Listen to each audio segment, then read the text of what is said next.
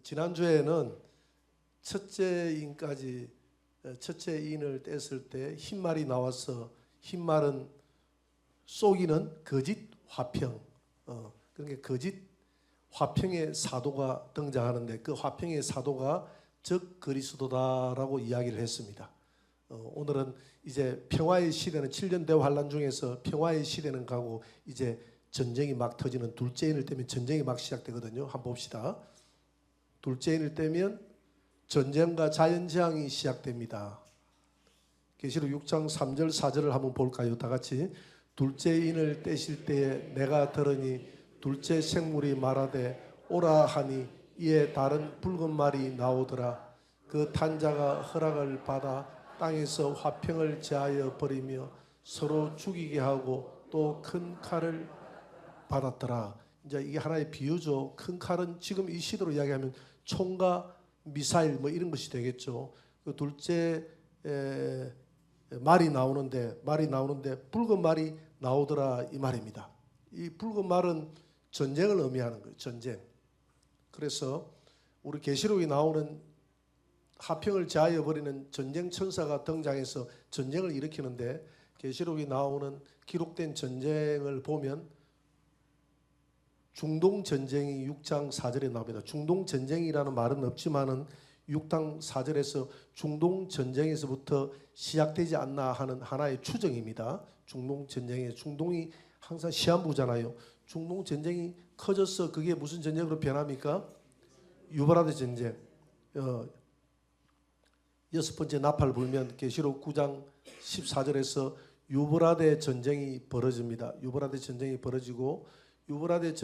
벌어지고 그리고 난 다음에 7년 대환란이 끝나갈 정도 돼서 예수님이 이 땅에 재림할 때 하늘에 있는 군대와 땅에 있는 군대, 즉 그리스도의 군대가 싸우는 전쟁이 무슨 전쟁이라고요? 아마겟돈 전쟁. 이 아마겟돈 전쟁으로 우리 주님이 재림하셔서 이 땅의 모든 적 그리스도의 세력들을 다 멸하시고 이 땅에 천연왕국을 이루죠. 천연왕국을 이루는데 천연왕국 안에 무슨 전쟁이 있다고 그랬습니까? 고가 20장 8절에 보니까 고가 마곡의 전쟁, 고가 마곡의 전쟁이 있고 있죠. 고가 마곡의 전쟁. 이렇게 전쟁이 총 몇 번입니까? 한 번, 두 번, 세 번, 네 번. 7년 대환란 가운데 전쟁을 4번 겪어야 됩니다, 여러분들. 이 전쟁이 4번의 전쟁을 겪어야 돼요. 그래서 둘째 인을 떼면 전쟁이 둘째 인 떼면 전쟁, 셋째 인 떼면 기근 이게 아닙니다. 전쟁이 한번 터지고 나면 그 전쟁이 계속 이어지는 거예요. 전쟁은 이어지면서 기근은 시작되는 겁니다. 지금 기근이 오면 전쟁은 멈춰지고 기근이 시작된다는 게 아니라 전쟁은 계속 이어지면서 전쟁의 결과는 기근이잖아요. 먹고 사는 문제. 전쟁과 자연재앙의 결과로 인하여 이 땅에 극심한 기근이 올 것입니다. 계시록 6장 5절에서 6절 한번 읽어볼까요? 시작.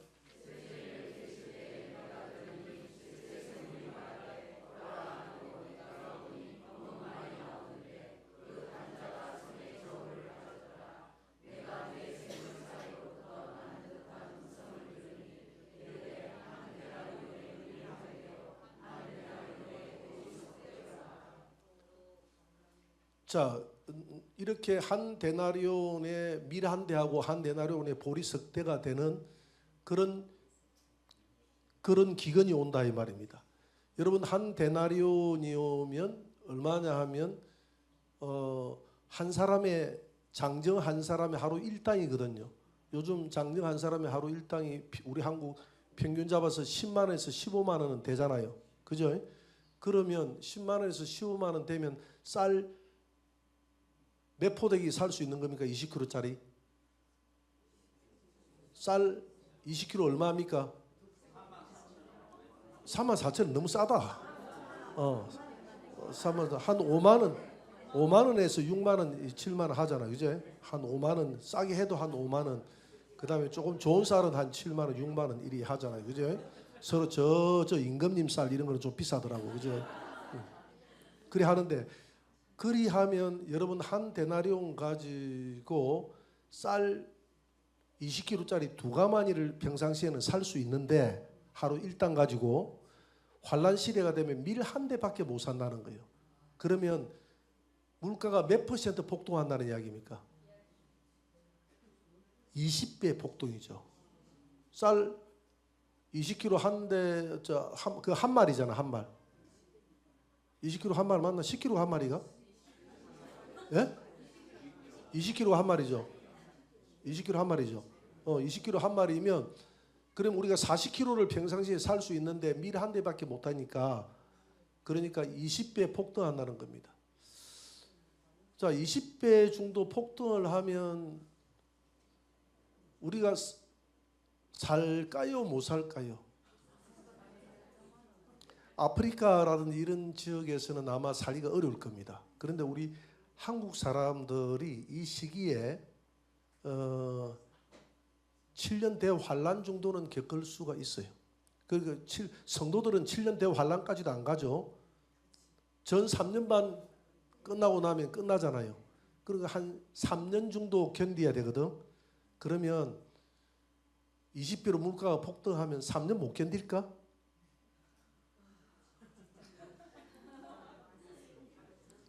여러분 쌀 두 가마니 사면 몇 달 먹습니까? 한 1년 먹잖아요.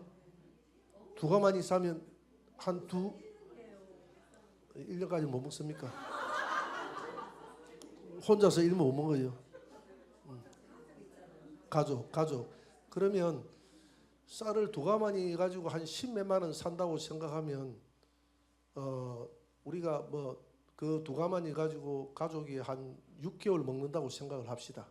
한 6개월 먹는다고 생각을 하면 그러면 10몇만 원 하는 그걸 갖다가 150만 원 주고 사면 되잖아요. 150만 원 정도는 집에 없습니까?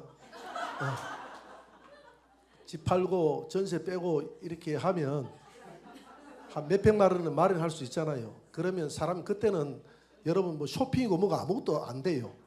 그렇잖아요. 쇼핑이고 외식이고 뭐고 전부 다 그만두고 환란 시대에 쇼핑이 어디 있습니까? 외식이 어디 있습니까? 내일 모레 주님 오시는데 그때는 우리가 가진 모든 그 물질을 가지고 먹는 데만 우리가 투자하면 먹고 살기는 안 하겠습니까? 지금 밀 한 대에 한 데나리온의 밀 한 대라는 것은 먹고 살 수 있을 정도는 된다는 거예요. 아무리 기근이 져도 살기는 20배로 폭등하면 뭐 못 산다는 말이 나오겠지 하죠. 그거는 못 산다는 말은 애들 공부시키고 자동차 끌고 다니고 보험 넣고 적금하고 시집 장가 보내고 그 다음에 뭐 외식도 하고 이리 하니까 못 살지. 먹는 것만 3년 동안 산다고 하면 먹고 살 수 있거든. 그렇기 때문에 한 3년만 견디면 누가 오십니까? 예수님 오시니까 뭐 하지 말라는 거 환란 시대 되면 그러니까 사재기 하지 말라. 그죠? 사재기 하지 말라. 사재기 안 해도 라면 사놓고 뭐 사재기 안 해도 물론 뭐 환란 시대 전에 뭐 여러분 지금까지 사재기가 다 실패했잖아요. 지금까지 뭐 사재기 해가지고 제대로 된 적이 있습니까? 그런데 기가 차게 환란 시대에 맞춰가지고 좀 사재기를 했다고 생각합시다. 해도 그 오래 못 가니까 그냥 사재기 하지 말고 그냥 가지고 있는 돈 식량 사는데 다 쓰시고 예수님 오실 때 탈탈 털고 주님 오실 때 갑부랑에 올라가는 저와 여러분들이 되시기를 바랍니다. 그런데 밀 한 대 보리 석대 하니까 이걸 기존 교회는 이게 지금 환란 시대 때 이렇게 밀 한 대 보리 석대 정도로 굉장히 검은 말이 나오면 먹고 살기가 힘들다는 것을 이야기한 것이거든. 그런데 이 신천지는 이걸 어떻게 해석하느냐 하면 밀 한 대가 이 밀이 신약 시대에는 예수님이라고 그래요. 예수님. 열토당도 안 하는 예수님을 들고 놓습니다. 그 다음에 보리 석대, 보리는 보리 석대라고 했기 때문에 석대니까 베드로, 야고보, 요한 이렇게 해석을 합니다. 이렇게 영해를 해주면 아주 성도들이 기존 교회에서 풀지 못하는 것을 신천지에서 이렇게 풀어주면 다 넘어가요. 아, 계시록 해석을 이렇게 하는구나. 와, 대단합니다. 대단한 게 아니고 이게 어디서 나온 이야기입니까 이게? 이게 어디서 나온 이런 해석이 나오느냐 이 말입니다. 그래서 그들은 신약 시대에 있는 것을 말세 시대에는 현실에 적용을 해야 된다 그러거든. 적용을 하면 뭐냐 하면 예수님이니까 이 신약 시대 때 예수님의 영이 임한 사람이 누구라고 이야기합니까? 그들의 주장에 하면 이만희. 그래서 밀 한 대는 이만희라고 합니다. 그 다음에 보리석 때는 베드로와 야고보 요하의 지성 지제섭 모르는 사람이죠. 자기들이 뭐 지제섭이라고 있대요. 윤재명, 윤요한, 윤재명. 예, 이재명이 아니고 윤재명, 윤요한. 윤요한이라고 이야기합니다. 이렇게 해석을 하거든. 이거는 또 어디서 나온 이야기야? 그래, 그 사람들은 이렇게 해석을 해가지고 이들은 다 종자씨이기 때문에, 왜냐하면 이 사람들은 죽어서는 안 돼. 종자씨를 없애면 됩니까? 안 됩니까?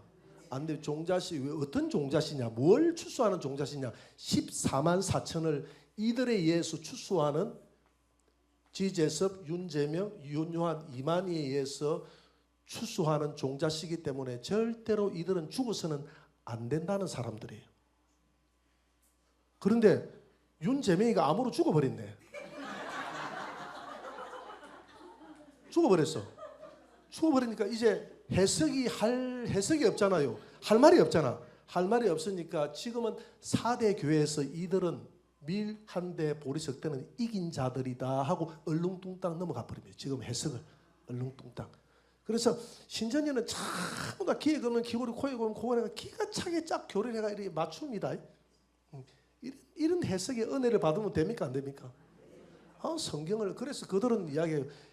그들은 이만희가 하나님으로부터 받아서 해석하는 것은 신학이고, 담임 목사가 기존교회에서 하는 것은 인학이라고 그래요. 인학은 칼빈의 교리를 배워가지고, 나는 칼빈의 교리를 별로 적용 안 하는데 인학이라고 그래요. 자기들은 이거 다 어디에서 나온 해석이냐? 하나님으로부터 영감 받아서 했대. 그러면 할 말이 없어. 내가 요한계시록 내가 조금 아는 여자 목사님이 있는데, 여자 목사님이 벌써 그 목사님은 20년 전에 인을 셋째 인까지 뗐다고 하는데 지금 넷째 인 다섯째 인까지 왔던데, 해석을 그리 하는데, 이분은 해석의 근원이 어디에서 나오는 해석이냐 하면 해석을 예수님으로부터 계시를 받았다.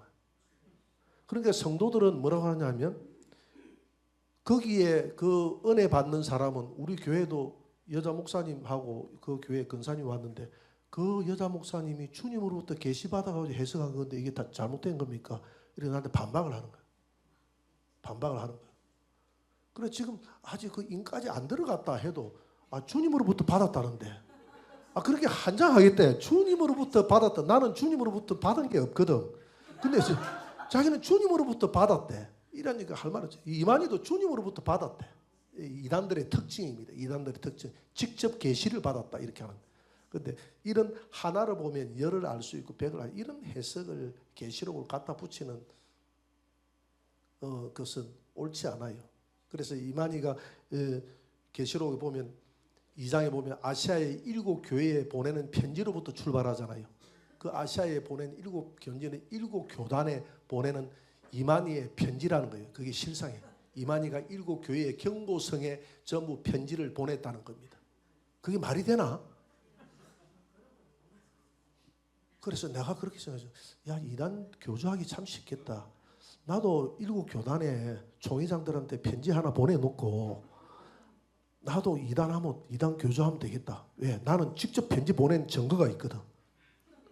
아시아의 7 교회에게 편지하노라. 그 실상이 그렇다. 근데 그런 데에 쏘아가지고 계시록 잘 해석한다 하는데, 그래도 그 성도들이 신천지의 계시록 해석에 넘어갈 수밖에 없는 게, 계시록을 머리털라고 한 번도 들어본 적이 없거든. 그래서 우리 교회에 지금 전도받아 나오는 세 가족이 있는데, 신천지 공부 들어가려고 하다가 일보 직전에 공부 안 했어요. 공부를 1년간을 삶아놨어. 신천지에서. 그러니까 1년간을 삶아놨다는 것은 벌써 이름을 등록을 시켜놨어. 이름을 등록시켜놨어. 그래서 모 교회에서 40년간 믿음 생활을 했는데 계시록을 기존 교회는 한 번도 계시록을 해석을 하지도 못하고 들어본 적도 없다고 이야기하더라는 거예요. 계시록을. 그래서 우리 전도사님이 그분에게 이야기를 했습니다. 우리 교회는 계시록 한다고 그러세요. 이렇게 계시록 한다고. 계시록을 들어본 적이 없으니까 이게 옳은지 옳지 않는지 분별 자체가 안 되네. 그냥 그대로 그 사람들은 이렇게 엉터리 해석을 해주면 그런 모양이다 하고 싹 세뇌가 돼버리는 거예요. 세뇌가. 이 하나만 봐도 엉터리다. 신천지는 엉터리입니다. 이만희가 올해 연세가 나이가 올해 95이에요. 95인데 정말 장수해야 될 사람들은 장수를 안 하고 이런 이단의 교주들이 왜 이렇게 장수를 하는지 모르겠어. 장수를 하는 것은 자기가 뭐 오래 살든 100살을 살든 나하고 아무 상관이 없는데 많은 사람들이 미혹당해서 넘어가니까 그게 문제잖아요. 그게. 그래서 빨리 하나님 좀 데려가시라고 기도했어. 거기 있는 사람들이 빠져나올 수 있도록. 아마 죽고 나면 아마 태반은 빠져나올 거예요. 태반은 빠져나오고 내가 볼 때는 한 3분의 1은 빠져나올 것 같아요. 빠져나오고 한 3분의 1은 그대로 남아있을 것 같고 한 3분의 1은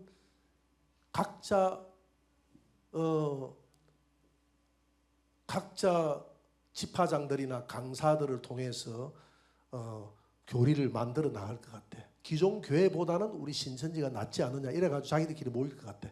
그 사람들은 기존 교회에 들어오기 어렵거든요. 또 담임 목사를 기존 교회를 바벨론이다 하고 담임 목사를 바벨론의 짐승이라고 해놨기 때문에 그 사람들이 신천지 이만희가 죽어서 여기 앉아 있어도 담임 목사 설교하면 저 짐승이 무슨 말을 하나 이렇게 머릿속에 빠져나가지 않기 때문에 어려워요. 그래서 이 말세가 되면 예수님이 이단이 안 믿는 사람보다 더 주님이 책망을 했거든. 이만희 같은 경우에는 이만희는 돌아와도 용서가 안 됩니다. 용서받을 수 없는 죄를 저질렀어요. 이만희는 히브리서 6장 11장에 보니까 용서받을 수 없는 죄가 있다고 그랬잖아요. 용서받을 수 없는 죄가 바로 성령을 해방하는 죄인데 이만희가 성령을 해방하는 죄를 저질렀다. 자, 넘어갑니다. 다음. 이렇게 한 데나리온의 밀 한 대요 한 데나리온의 보리석 대 저것은 이만희가 아니고 지제섭이 윤재명이 윤요한이가 아니라 그냥 저것은 환란 시대 때 저만큼의 큰 환란이 온다라고 생각하면 됩니다. 자, 요한계시록은 저렇게 해석을 하니까 조금 이해가 돼요, 안 돼요? 여러분 이해가 되죠? 지금 내가 하는 말이 이해가 안 됩니까? 지금 기근이 온다는 거 이해가 되잖아요.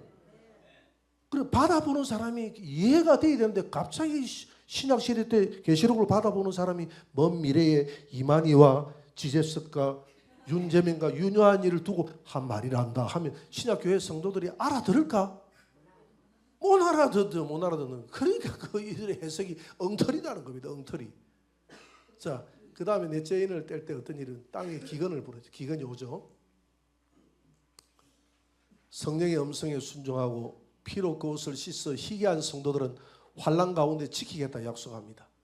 오늘 6장 6절에 셋째 인을 떼고 난 다음에 환난 가운데서 우리 성도들은 지키겠다. 계시록 6장 6절 다 같이 읽어봅시다. 또 감람유와 포도주는 해치지 말라 하더라. 감람유는 뭐냐 하면 성령을 기름이잖아. 기름.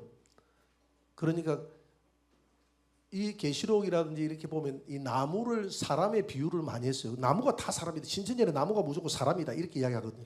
나무가 다 사람이라고 하면 안 됩니다. 그죠? 하나님이 법궤를 만들 때에 뭐가 만들었습니까? 시딤 나무를 가지고 만들었잖아요. 그런 나무를 전부 다 패가지고 만들었는데 그런 나무가 사람이다 하면 사람을 다 패가지고 그러면 법궤를 만들었다는 이야기가 나오는데 그럼 그렇게 실상을 갖다 붙이면 안 돼요. 그래서 감람유는 여기에서 감람유는 하나의 성령 충만한 사람을 성도를 이야기한다. 포도주는 예수님의 보혈로 충만한 말씀이 충만한 성도를 말한다. 보혈의 말씀이 충만한 성도. 그러니까 감람유와 포도주는 뭘 의미하느냐 하면 하나님의 성령과 말씀이 충만한 그 성도들은 해치지 말라. 여러분 환란 시대 때는 환란 시대 전반기까지는 성령님이 임하는데 전반기 끝나고 나면 환란 시대 때는 복음이 이스라엘로 넘어가는 과정이 있기 때문에 성령의 역사가 지극히 제한되는 때가 환란 시대입니다. 그러나 평상시에 좋을 때에 하나님의 성령과 말씀을 충만하게 해주시기 바랍니다. 그때 기름 사러 갔는데 5 처녀가 기름 샀습니까? 못 샀습니까? 못 샀잖아요. 그때 오후 예배 안 드리고 기름 충만 안 하고 말씀 충만 안 하고 여러분들 뭐 어디 일부러 다니다가 주님 오시면 그때 기름 어떻게 살려고 그래요? 그래서 오늘 또 집에 가서 전화해가지고 집사님 오후 예배 안 드렸지? 오늘 목사님 그러는데 오후 예배 말씀 충만 감람유와 포도주가 충만하지 못한 자는 환란 시대에 버려진다고 그랬어. 오늘 아무래도 집사님을 두고 한 말인 것 같아. 이렇게 이야기하면 됩니까? 안 됩니까? 되는 것 같는데 조금 하라고 이야기하는 것 같은데. 자, 넘어갑시다. 기 있는 자는 성령이 교회들에게 하시는 말씀을 들을지어다. 들으시기 바랍니다. 큰 환란에서 나오는 자는 어린 양의 피에 그 옷을 씻어 희게 하였느니라. 피로 씻어. 그래서 예수 그리스도에게 다 붙어 있으면 그 예수님의 피가 우리를 깨끗하게 해주지, 다른 어떤 우리의 정직한 행위가, 맑은 행위가 우리를 피해서 깨끗게 해준다고 하지 않습니다. 부족해도 예수님 다 붙들고 있으시기 바랍니다. 그 피가 우리 옷을 깨끗하게 해준다고 그랬어요. 넷째 인을 떼면 더욱 극심한 환란 속에서 많은 사람들이 죽게 됩니다. 전염병으로 많은 사람이 죽게, 넷째 인을 떼면 전염병이거든요. 다 같이 시작. 내가 봄에 청황색 말이 나오는데 그 탄자의 이름은 사망이니 음부가 그 뒤를 따르더라. 청황색 말은 얼룩달룩한 게, 자, 전쟁이 일어나고 기근 벌어지면 그 다음에 전염병이잖아요. 전염병으로 많은 사람들이 죽는다. 사망이다. 이 말은 전염병으로 인해서 사망이 찾아온다는 겁니다. 땅에 전염병을 일으키는 청황색 말을 탄 사람.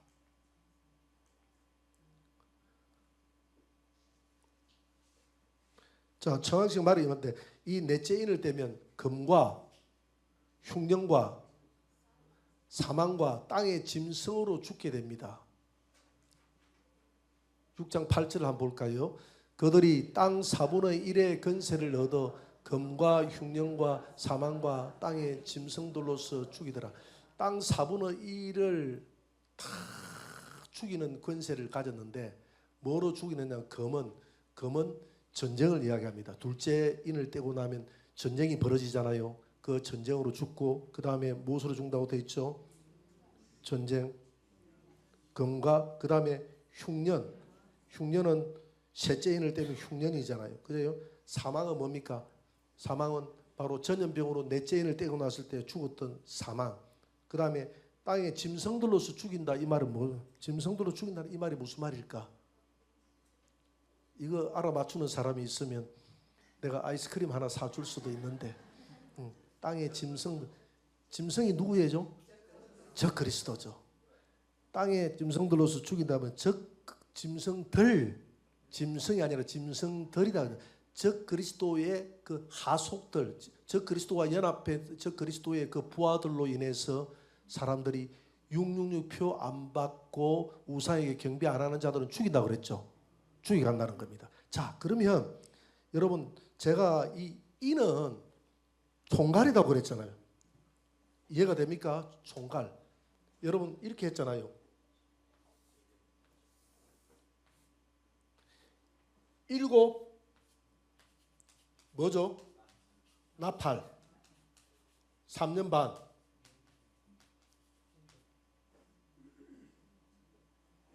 그 다음에 7 대접 3년 반. 그래서 보통 우리 이 계시록을 해석하는 학자들 해석할 때 인을 어디다 붙인다 그랬습니까? 앞에다 붙인다 그랬죠. 7인 떼고 나면 7인은 사라지고 시대는 지나고 7 나팔 시대가 오고 7 나팔 시대가 오고 7 나팔 시대가 끝나면 7 대접 심판이 시작된다. 대접 심판. 재앙. 이렇게 해석을 한다 그랬잖아요. 이렇게 해석을 하면 제가 안 된다고 그랬죠. 왜냐하면 6번째 인을 뗄 때 하늘에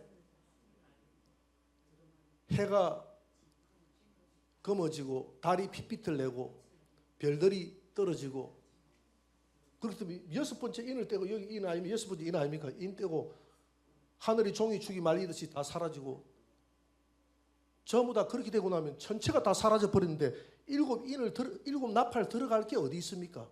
여기서 다 지구가 멸망해 버리는데, 우주가 다 멸망해 버리는데, 그렇게 볼 때 일곱 인을 여기다 붙이면 안 되고 요 위에다 붙여야 된다 그랬잖아요. 요 위에 이게 총갈이다 했잖아요. 총갈. 7년 대환란의 포괄적 설명. 인은 포괄적 설명입니다. 그래서 오늘 여러분들이 넷째 인을 뗄 때 짐승으로서 죽인다고 되어 있잖아요. 그죠? 넷째 인을 뗄 때 여러분 6, 8절에 보니까 검과 흉년과 사망과 땅의 짐승으로서 죽인다고 그랬잖아요. 그래 검은 여기에서 둘째 인 뗄 때 여기서부터 시작돼가 전쟁이 계속되니까 이 해당이 되고, 그 다음에 또 뭡니까? 흉년. 전쟁 벌어지다 보면 흉년이 이중도 시작될 거 아닙니까? 7년대 환란, 흉년이 이중되니까 이 계속되고, 그 다음 뭐죠? 사망. 사망이 뭡니까? 질병이다 그랬잖아요. 유행병. 그러니까 전쟁이 일어나고 기근이 일어나면 사망, 청황생발 질병이 되니까 이 정도에서 시작될 거 아닙니까? 되고, 그 다음에 넷째인은 이 정도 되는 거예요. 넷째인은. 그 다음에 뭡니까? 짐승이 되죠. 짐승. 짐승은 어디입니까? 짐승은 어디에서 등장합니까? 전 3년 반 지나고 난 다음에. 그러면 지금 이게 넷째 인을 뗐잖아요. 넷째 인을 떼니까 청황식 말이 나오면서 땅의 짐승으로 죽인다 그랬잖아요. 그러면 여기서 넷째 인이 어디 정도에서 떨어질까? 우리가 추적컨대 전 3년 반 끝나기 직전에 넷째 인이 떨어져 가지고 넷째 인이 요 정도까지 간다고 볼 수 있는 거죠. 왜? 적 그리스도가 여기서 전 3년 반 여기 적 그리스도가 여기서 등장해 가지고 적 그리스도가 666 표 안 받고 짐승에게 경배하지 않으면 다 죽이니까. 그래서 짐승으로 죽인다 그랬잖아요. 넷째 인을 떼니까 8절에 보니까 짐승들로서 죽인다고 이렇게 돼 있잖아요. 짐승들로서 죽이는 것은 적 그리스도가 등장해야 짐승이 나오거든. 적 그리스도의 세력이 짐승이 되죠. 그들에 의해서 사람들이 죽는다 이 말이거든. 그러면 넷째 인을 떼고 나면 이 정도 벌어지니까 넷째 인이 한 요 정도에서 넷째 인이 떨어진다 라고 볼 수 있겠죠. 추적을 해볼 수 있겠죠. 요까지 추적을 한 것은 내가 이렇게 대충 추적을 한 것은 세계 처음이다. 추적. 넷째 인이, 그리고 어떤 김용섭이라는 목사님이 그 인이 총갈이다면 인이 대충 첫째 인은 그러면 나팔재앙에 해당됩니까? 7 대접재앙에 해당되는지 인이 어느 정도 해당되는지에 대해서 목사님 그거 좀 도표로 만들어줬으면 좋겠다 이러는데 그 도표를 한목에 만들기는 불가능하고요. 왜? 첫째 전쟁이 여기서 탁 전쟁이 시작됐지만 전쟁이 계속되기 때문에 불가능하고, 넷째 인이 중심이에요. 중간 정도니까 중간 정도 짐승으로서 죽인다고 했기 때문에 여기 짐승이 등장하는구나. 넷째 인을 뗄 때는 짐승이 등장할 때구나.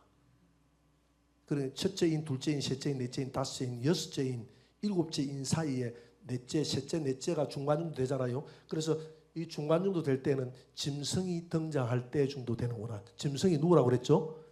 적 그리스도, 적 그리스도. 적 그리스도가 무엇으로 죽인다고 그랬죠? 666 표와 우상 숭배. 자기 짐승 우상을 만들어 놓고 그 우상이 내가 볼 때는 AI 같아. AI가 똑같은, 요즘 보니까 트럼프도 보니까 똑같이 만들어 놓고 이야기하대. 앞으로 굉장히 발전된 생기가 불어넣어서 말을 하더라 그랬잖아요.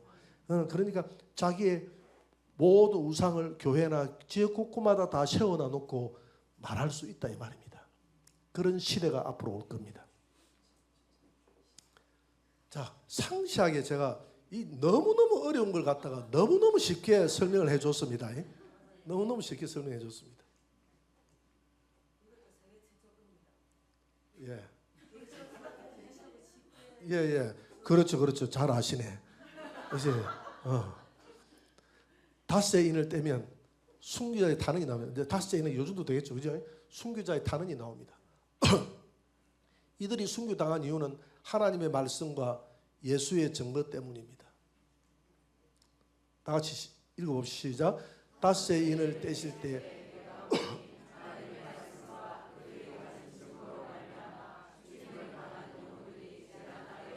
자, 복음 전하다가 얼마나 많은 사람들이 죽었겠어요. 이 환란 시대에. 환란 시대에도 많이 죽습니다만은 여기서 죽는다는 것은 구약 시대에 죽었던 순교자와 신약 시대 때 죽었던 환란 시대 요 다섯째 인을 떼기 전까지 예수 이름 때문에 죽었던 모든 사람들의 순교자를 말합니다. 그 순교자들이 하나님의 어디에 있다 그랬으면 하나님 죽은 영혼들이 제단 아래. 제단이라는 건 여기죠. 강대사 하면 요 아래에 있다. 요 아래. 구약 시대의 성전을 보면 하늘나라 성전의 모형이 구약 시대 성전이거든요. 그 구약 시대 성전의 실상이 하늘나라의 성전이 있다 그랬죠. 예수님은 성전에서 올라가서 하늘나라의 성전에 자기의 피를 묻혔다고 그랬죠. 제단에. 그죠? 하늘나라 성전이 있습니다. 있는데 이 땅의 모든 구원이 다 끝나고 나면 하늘나라 성전이 사라졌다고 했습니까? 있다고 그랬습니까?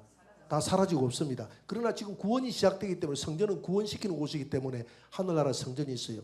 그러면 제단 아래 하늘나라에도 제단이 있는데 하나님의 보좌가 있고 보좌 앞에 제단이 있다고 그랬어요. 이 제단이 딱 있는데 보자, 제단 아래에 성도들이 있다 했거든. 그렇게 성도들이 제단 아래에 있는 게 구약 시대 때 한번 보세요. 제단 아래에 뭐가 있었습니까? 이 앞에 무슨 단이 있었죠? 분향단, 번제단이 아니고 분향단이 있었죠. 번제단은 저 성전 바깥에 있는 게 번제단이고 여기에 분향단이 있잖아요. 그죠? 제단 아래. 분향단은 아침 저녁으로 그 향을 불을 끄지 말라고 그랬습니다. 향을 날마다 태워주는 곳이에요. 그 불을 끄지 않는 향을 태워주는 곳인데 그 향이 수도 없이 계속 타오른다는 것은 이 향은 뭘 의미하느냐 하면 중보 기도를 의미합니다. 중보 기도. 그러니까 하늘나라에 가면 그 분향단의 역할을 하는 성도들이 누구냐 하면 순교자들이 제단 아래에 있어서 계속 하나님 앞에 중보 기도를 올려드리는 겁니다. 하나님 우리의 억울함을 단언해 주셔서 빨리 내려가서 저들을 심판해 주시고 우리의 억울함을 단언해 주옵소서 하고 그들이 지금도 기도하고 있습니다. 믿습니까? 그렇기 때문에 요한계시록 7년 대환란이 일어나는 거예요. 성도들의 기도 때문에 일어나는 겁니다. 그래서 이 분향단의 역할은 뭐냐면 분향단 다시 한번 볼까요? 분향단 땅에서 분향 제단 아래에 있더라. 탄원의 장소는 하나님의 제단입니다. 죽임을 당한 영혼들이 제단 아래 이 제단 아래 있는 이 영혼들이 분향단의 실상입니다. 구약 시대의 분향단 향이 자꾸 24시간 향이 올라가잖아요. 끄지 마라 그랬잖아요. 그래서 이 분향단의 역할은 하늘나라에서는 하늘나라 제단에서 이 순교자들에 의해서 계속 기도가 올라가고 있고 땅에서는 성도들에 의해서 계속 기도가 올라가는 겁니다. 올라가면 하늘나라는 천사들에 의해서 아니더라도 성도들의 기도는 바로 그냥 예수님에게 바로 올라가겠죠. 땅의 분향단인 저와 여러분들이 분향단의 역할을 해야 되는 땅에서 기도하는 성도들의 기도는 누가 받아가지고 올라갑니까? 천사들. 제단은 성도의 기도를 받으시는 곳입니다. 다 같이 시작. 또 다른 천사가 와서 제단 곁에 서서 금향로를 가지고 많은 향을 받아서 이 향은 기도의 향입니다. 이 땅에서 지금 저와 여러분들이 여기서 드리는 기도가 분향단의 실상의 기도다 이 말입니다. 교회에서 드리는 기도. 그 기도를 전부 다 천사들이 받아가지고 다 예수님에 올라간다 이 말입니다. 천사들이 다 여러분 기도할 때 받아 올라갑니다. 분향단으로 탈로. 그래서 올라가는데 분향단을 가만히 보니까 죽은 영혼들이 하나님 앞에 막 탄원하면서 빨리 세상을 악을 끝내달라고 기도하고 있는 거야. 그게 다섯째 인을 떼고 났을 때 일어나는 일들입니다. 다섯째 인을 떼니까 성도들이 기도한다고 생각하면 안 돼요. 다섯째 인을 떼고 난 다음에 그 기도하는 성도들을 발견했을 뿐이야. 그 성도들은 아벨의 시대부터 계속 분향단 앞에 하나님의 제단 앞에 올라가서 지금까지 기도하고 있었어. 지금도 기도하고 있고. 다섯째 인을 뗐을 때는 뭐 했을 뿐이라고요? 발견했을 뿐이에요. 발견. 이해가 되죠? 기도는 계속 시작된다. 이 기도 때문에 역사가 진행이 되는 겁니다.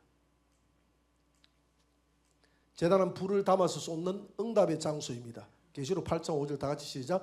천사가 향로를 가지고 제단에 불을 담아다가 땅에 쏟음에 우레와 음성과 번개와 지진이 나더라. 제단에 불을 여러분들이 가지고 가는데 하나님의 제단 앞에 그걸 붙잖아요. 제단 앞에 하나님 앞에 올려드리잖아요. 올려드리면 그 항아리가 빈 항아리가 되잖아요. 그 빈 항아리에 제단에 불을 천사가 담아 하나님이 천사야 불을 담아라 라고 이야기합니다. 불을 담으면 땅에 쏟으니까 우레와 음성과 번개와 지진은 이건 심판을 의미하거든요.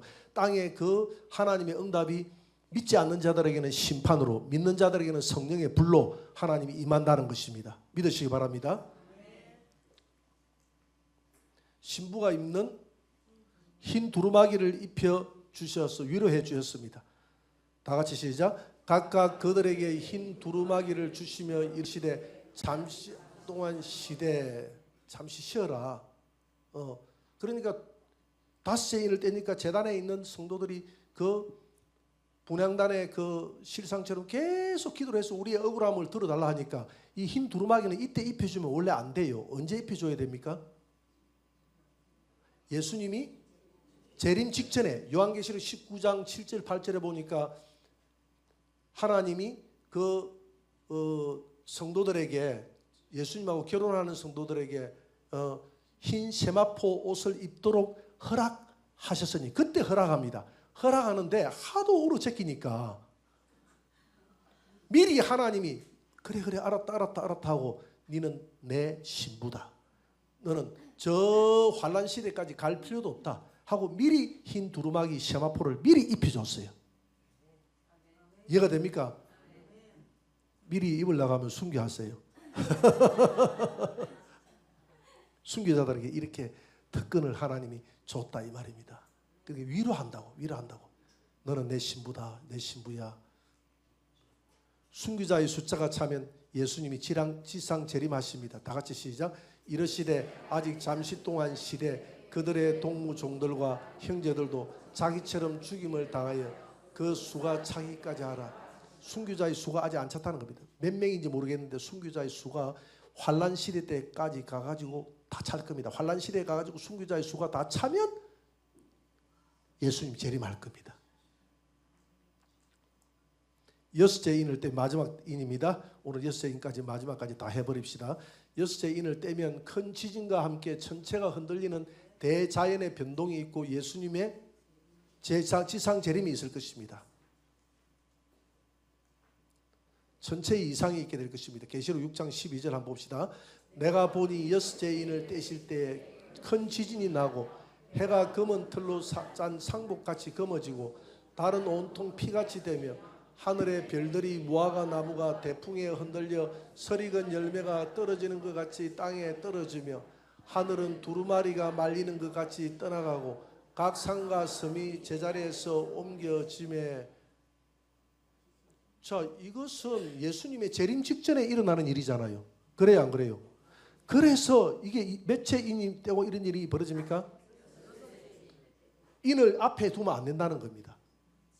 일곱 나팔 앞에 인 떼고 나팔 진행된다고 하면 안 된다는 거예요. 이해가 됩니까? 저째 되면 전부 다 천체가 다 내려앉아 버리는데 태양이 검어지고 그까지는 이해가 돼. 태양이 검어지는 게 이해가 돼. 그 다음에 달이 핏빛을 내고 그까지도 뭐 계기 일식이니 월식이니 하면 그리 될 수 있으니까 그까지는 이해가 돼. 그까지는 된다. 근데 문제는 하늘에 별들이 다 떨어졌는데 별들 다 떨어져 버리면 어찌 됩니까? 그러고 하늘은 종이축이 말리듯이 다 떠나가고 각 섬과 땅들이 다 옮겨지고 그 큰 지진이거든요. 역사의 마지막에 엄청난 이 우주의 대변혁이 일어난다는 것을 의미하거든. 우주의 대변혁이 일어나고 나면 이때 일어나 버려 일곱 나팔 들어가고 일곱 대접 들어갈 게 어디 있습니까? 그러니까 이렇게 해야 일곱 이 정도 되겠죠, 그죠? 예수님 재림 직전 여섯째 인을 떼면 이 정도 된다 이 말입니다. 예수님 재림 직전이에요. 자, 넘어가 볼까요? 예수님 재림 직전에 주님이 마태복음에서 뭐라고 이야기했냐면 그날 환란 후에 자, 저거는 지상 재림 말합니다. 공중 재림을 말하는 게 아니에요. 지상 재림 때 환란을 다 겪고 난 다음에 해가 어두워지며 지금 요한계시록 6장하고 똑같죠, 그죠? 마태복음 24장이 해가 어두워지고 달이 빛을 내지 않고 똑같죠? 별들이 하늘에 떨어지고 요한계시록 6장하고 똑같죠? 하늘의 근동들이 똑같죠, 그죠? 그때 인자의 징조가 하늘. 그때 인자의 하늘에 재림한다 이 말이에요. 보이겠고 그때 땅의 족속들이 통곡하며 그들이 인자가 구름을 타고 능력과 큰 영광으로 오는 것을 보리라. 그때 혹시 우리 가운데 통곡할 사람이 없을까? 예? 없을까? 조금 통곡할 사람은 없어도 아쉬워할 사람들은 좀 있을 것 같아. 그래 안 그래요? 왜 아쉬워할까? 무슨 병에 걸려서? 잘 아시네.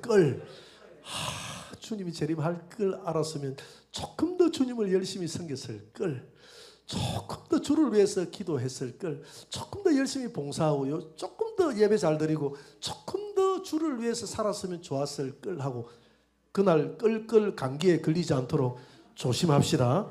평상시에 좋을 때 예배 잘 드리고 그리고 기본만 하면 돼요. 주님께서 너에게 어려운 짐을 주지 않는다고 그랬어요. 어떻게 신부가 됩니까? 기본만 잘하면 신부가 되는 겁니다. 그렇죠? 아시아 7교회에 뭐 무리하게 요구한 거 없잖아요. 그죠? 뭐 섞이지 말고 첫사랑 회복하고 죽도록 충성하고 장언제에 충성하고 주님 잘 섬기면 된다 그랬잖아요.